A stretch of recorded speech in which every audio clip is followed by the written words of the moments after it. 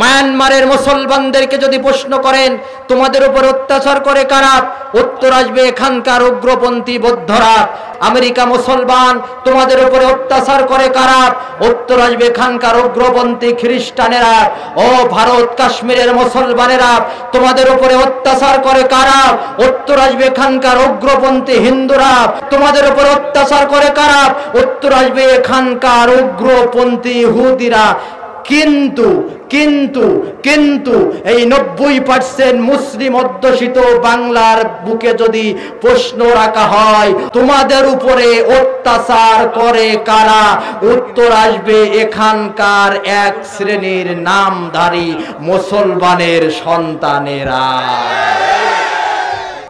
আমার দেশের সোনার ছেলেদের একটাই অপরাধ, ছোট্টবেলায় তারা কোরআনের শিক্ষা পায়নি।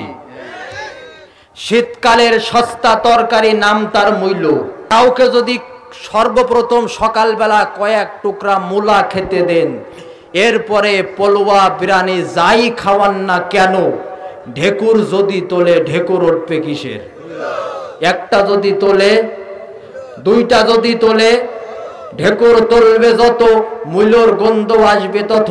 একথা বলার কারণ হচ্ছে আমি আপনি যদি জীবনের শুরুতে আমার সন্তানকে কোরআনের শিক্ষা দিতাম, এরপরে বাংলা, ইংরেজি, পদার্থ, রসায়ন, গণিত যাই শিক্ষা দিই না কেন, এই সন্তান যেখানেই যাক না কেন কোনোদিন নামাজ বাদ দেবে না, কোনোদিন বড়দের অসম্মান করবে না, কোনোদিন কুত্তার মতো দাঁড়িয়ে দাঁড়িয়ে পেশাব করবে না, কোনোদিন কোরআনের বিরুদ্ধে হাত তুলে স্লোগান দেবে না।